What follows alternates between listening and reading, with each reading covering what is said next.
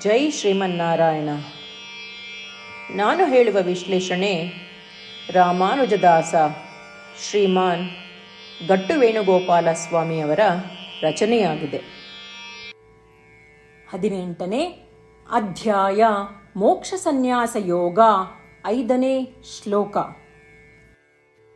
ಯಜ್ಞದಾನ ತಪಃ ಕರ್ಮ ನ ತ್ಯಾಜ್ಯಂ ಕಾರ್ಯಂ ಏವ ತತ್ ಯಜ್ಞೋದಾನಂ ತಪಶ್ಚೈವ ಪಾವನಾನಿ ಮನೀಷಿಣಾಂ. ಓಂ. ಗೀತಾಚಾರ್ಯ ಶ್ರೀಕೃಷ್ಣ ಪರಮಾತ್ಮ ಅರ್ಜುನನ ಜೊತೆಗೆ ನಮ್ಮೆಲ್ಲರಿಗೂ ಮೋಕ್ಷ ಸನ್ಯಾಸ ಯೋಗವನ್ನು ಕಲಿಸುತ್ತಿದ್ದಾನೆ. ಪರಮಾತ್ಮ ಹೇಳುತ್ತಿದ್ದಾನೆ, ಅರ್ಜುನ, ಯಜ್ಞ, ದಾನ, ತಪಸ್ಸು ಅಂದರೆ ಧ್ಯಾನ, ಇವುಗಳನ್ನು ಎಂದಿಗೂ ಬಿಡಬಾರದು. ಯಜ್ಞಗಳು, ದಾನಗಳು ಮತ್ತು ಧ್ಯಾನಗಳು ಕರ್ಮದ ಬಂಧನಗಳಿಂದ ಮುಕ್ತರಾಗಲು ಬಯಸುವವರಿಗೆ ಶುದ್ಧೀಕರಣದ ಸಾಧನವಾಗಿರುವುದರಿಂದ ಅವುಗಳನ್ನು ಖಂಡಿತವಾಗಿಯೂ ನಿರ್ವಹಿಸಬೇಕು. ಈ 3 ಕಾರ್ಯಗಳು ಅವರ ಹಿಂದಿನ ಎಲ್ಲಾ ಕರ್ಮಗಳನ್ನು ನಾಶ ಮಾಡುತ್ತವೆ. ಹೀಗೆ ಹೇಳುವ ಮೂಲಕ ಶ್ರೀಕೃಷ್ಣ ಪರಮಾತ್ಮನು ಯಜ್ಞ, ದಾನ, ಧ್ಯಾನದಂತಹ ವೈದಿಕ ಕಾರ್ಯಗಳನ್ನು ಪ್ರತಿಯೊಬ್ಬರೂ ಜೀವಂತವಾಗಿರುವವರಿಗೆ ಮಾಡಬೇಕೆಂದು ಸ್ಪಷ್ಟಪಡಿಸುತ್ತಿದ್ದಾನೆ. ಏಕೆಂದರೆ ಈ ಕಾರ್ಯಗಳು ಅವರನ್ನು ಅವರ ಹಿಂದಿನ ಕರ್ಮ ಬಂಧನಗಳಿಂದ ಮುಕ್ತಿಗೊಳಿಸಿ ಶುದ್ಧೀಕರಿಸುತ್ತವೆ. ಆದುದರಿಂದ ವೈದಿಕ ಕರ್ಮಗಳಾದ ಯಜ್ಞ, ದಾನ, ಧ್ಯಾನಗಳು ನಮ್ಮ ಹಿಂದಿನ ಕರ್ಮ ಬಂಧನಗಳನ್ನು ನಾಶಪಡಿಸುತ್ತವೆ ಮತ್ತು ಕಾಲಕಾಲಕ್ಕೆ ನಮ್ಮನ್ನು ಶುದ್ಧೀಕರಿಸುತ್ತವೆ ಎಂಬ ಮಹಾನ್ ನಂಬಿಕೆಯೊಂದಿಗೆ ನಾವು ಶ್ರದ್ಧೆಯಿಂದ ಅವುಗಳನ್ನು ನಡೆಸೋಣ. ನಾವು ಶ್ರೀಮನ್ನಾರಾಯಣನನ್ನು ಪಡೆಯುವುದೇ ನಮ್ಮ ಜೀವನದ ಗುರಿಯಾಗಿಸಿ ಕೇವಲ ಶ್ರೀಮನ್ನಾರಾಯಣನನ್ನು ಮಾತ್ರ ಆಶ್ರಯಿಸುತ್ತಿರುವಾಗ ನಾವೆಲ್ಲರೂ ಶ್ರೀಕೃಷ್ಣ ಪರಮಾತ್ಮನ ಮಾತುಗಳನ್ನು ಶ್ಲೋಕದ ರೂಪದಲ್ಲಿ ಹಾಗೆಯೇ ಪುನರಾವರ್ತಿಸೋಣ. ಯಜ್ಞದಾನ ತಪಃ ಕರ್ಮ ನ ತ್ಯಾಜ್ಯಂ ಕಾರ್ಯಮೇವ ತತ್ ಯಜ್ಞೋದಾನಂ ತಪಶ್ಚೈವ ಪಾವನಾನಿ ಮನೀಷಿಣಾಂ. ಗೀತೆಯ ಸತ್ವ ಮತ್ತು 8 ಭಾಷೆಗಳು. ಶ್ರೀಕೃಷ್ಣ ಪರಮಾತ್ಮ ಉಪದೇಶಿಸಿರುವ ಶ್ರೀಮದ್ ಭಗವದ್ಗೀತೆಯ ಪೂರ್ಣಸತ್ವ. ಅಧ್ಯಾಯ 18, 65ರಿಂದ 70 ಶ್ಲೋಕಗಳಲ್ಲಿ 8 ಕಾರ್ಯಗಳನ್ನು ಮಾಡಬೇಕಾಗಿದೆ. ಶ್ರೀಕೃಷ್ಣ ಹೇಳುತ್ತಾನೆ, ಈ 8 ಕಾರ್ಯಗಳನ್ನು ಯಾರು ಅನುಸರಿಸುತ್ತಾರೋ ಅವರನ್ನು ನಾನು ಪ್ರೀತಿಸುತ್ತೇನೆ. ನಾನು ಆ ಭಕ್ತರನ್ನು ಎಲ್ಲ ವಿಧದ ಮಾರ್ಗಗಳಲ್ಲೂ ಸಂರಕ್ಷಿಸುತ್ತೇನೆ. ಶ್ರೀಕೃಷ್ಣ ಪರಮಾತ್ಮ ಉಪದೇಶಿಸಿದ ಭಗವದ್ಗೀತೆಯನ್ನು ಪೂರ್ಣ ಕೇಳಿಸಿಕೊಂಡ ನಂತರ ಅರ್ಜುನ ಹೇಳುತ್ತಾನೆ, ಕರಿಷ್ಯೆ ವಚನಂ ತವ. ಇದರ ಅರ್ಥ, ಕೃಷ್ಣ, ನಾನು ನೀನು ಹೇಳುವ ರೀತಿಯೇ ಮಾಡುವೆ. ಇದೇ ಕಾರಣದಿಂದ ಶ್ರೀಕೃಷ್ಣ ಅರ್ಜುನನಿಗೆ ಎಲ್ಲ ವಿಧದ ಯಶಸ್ಸು ಮತ್ತು ವಿಜಯಗಳನ್ನು ಪ್ರದಾನ ಮಾಡಿದ.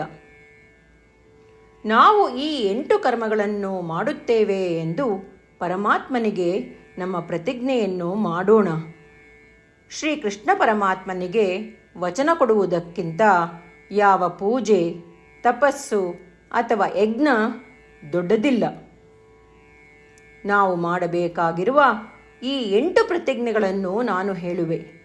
ನೀವೆಲ್ಲರೂ ದಯವಿಟ್ಟು ಮನಸ್ಸು ಮತ್ತು ಹೃದಯದಿಂದ ಯೋಚಿಸಿ. ಈ ರೀತಿ ಶ್ರೀಕೃಷ್ಣನಿಗೆ ವಚನ ಕೊಡುವುದರಿಂದ ನಾವೆಲ್ಲರೂ ಸಂತೋಷದಿಂದ ಪ್ರಕಾಶಿಸುತ್ತಿರುವ ಶ್ರೀಕೃಷ್ಣನ ಮುಖವನ್ನು ದೃಶ್ಯಕರಿಸೋಣ ಮತ್ತು ಆನಂದವನ್ನು ಅನುಭವಿಸೋಣ. ಜೈ ಶ್ರೀಮನ್ನಾರಾಯಣ. ಇವುಗಳೇ ನಮ್ಮ 8 ಪ್ರತಿಜ್ಞೆಗಳು. ನಮ್ಮ ಮೊದಲನೇ ಪ್ರತಿಜ್ಞೆ, ಹೇ ಶ್ರೀಮನ್ನಾರಾಯಣ, ನೀನು ಸೂಚಿಸಿರುವ ಹಾಗೆ ನಾನು ಸದಾ ನಿನ್ನ ಧ್ಯಾನ ಮತ್ತು ಚಿಂತನೆ ಮಾಡುವೆ. ನಮ್ಮ ಎರಡನೇ ಪ್ರತಿಜ್ಞೆ, ಹೇ ಶ್ರೀಮನ್ನಾರಾಯಣ, ನೀನು ಸಲಹೆ ನೀಡಿರುವ ಹಾಗೆ ನಾನು ಸದಾ ನಿನ್ನ ಭಕ್ತನಾಗಿರುವೆ. ನಮ್ಮ ಮೂರನೇ ಪ್ರತಿಜ್ಞೆ, ಹೇ ಶ್ರೀಮನ್ನಾರಾಯಣ, ನಾನು ನನ್ನ ಎಲ್ಲ ಕರ್ಮಗಳನ್ನು ನಿನ್ನ ಸೇವೆ ಮತ್ತು ನಿನ್ನ ಸಂತುಷ್ಟಿಗಾಗಿ ಮಾಡುವೆ.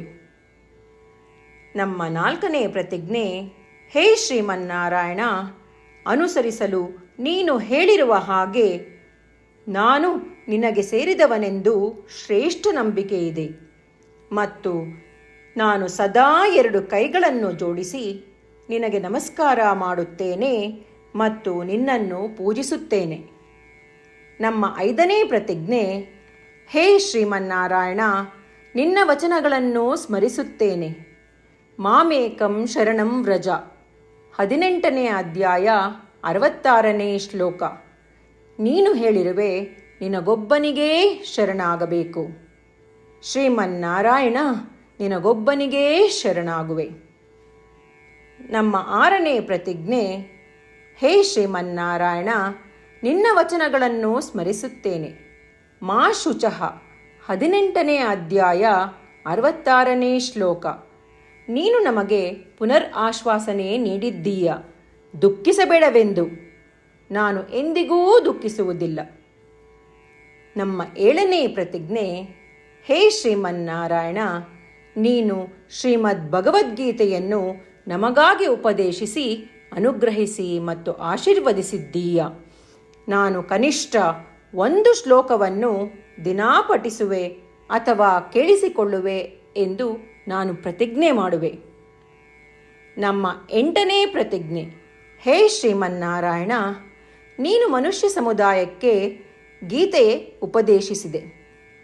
ನಾನು ನಿನ್ನ ಗೀತೆಯ ದೈವವಾಣಿಯನ್ನು ಗೀತೆಯ ಅರಿವಿಲ್ಲದಿರುವ ಭಕ್ತರಿಗೆ ಪ್ರಚಾರ ಮಾಡಲು ಪ್ರಯತ್ನಿಸುವೆ. ಹೇ ಶ್ರೀಮನ್ನಾರಾಯಣ, ನೀನು ಹೇಳುವ ಹಾಗೇ ಮಾಡುವೆ. ನಿನ್ನ ಇಚ್ಛೆಯಂತೆ ನಡೆವೆ. ನಾನು ನಿನಗಾಗಿಯೇ ಶ್ರಮಿಸುವೆ. ಶ್ರೀಮನ್ನಾರಾಯಣನಿಗೆ ದಿನಪ್ರತಿದಿನವೂ ನಾವು ನೀನು ಹೇಳಿದ ಹಾಗೇ ಮಾಡುವೆವು ಎಂದು ಮಾತು ಕೊಡುವುದೇ ಶ್ರೇಷ್ಠ ಪೂಜೆ. ನಾವು ನಮ್ಮ ಅಚಲವಾದ ನಂಬಿಕೆಯಿಂದ ಅವನಿಗೆ ನಮ್ಮ ಪ್ರತಿಜ್ಞೆ ಮಾಡೋಣ. ಶ್ರೀಮನ್ನಾರಾಯಣ, ಕರಿಷ್ಯೆ ವಚನಂ ತವ. ಶ್ರೀಮನ್ನಾರಾಯಣ, ನೀನು ನುಡಿದಿರುವ ಹಾಗೇ ನಡೆವೆ. ಸರ್ವಂ ಶ್ರೀಕೃಷ್ಣಾರ್ಪಣಮಸ್ತು.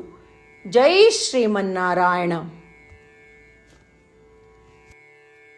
ಯಜ್ಞದಾನ ತಪಃ ಕರ್ಮ ನ ತ್ಯಾಜ್ಯಂ ಕಾರ್ಯಂ ಏವ ತತ್ ಯಜ್ಞೋದಾನಂ ತಪಶ್ಚೈವ ಪಾವನಾನಿ ಮನೀಷಿಣಾಂ.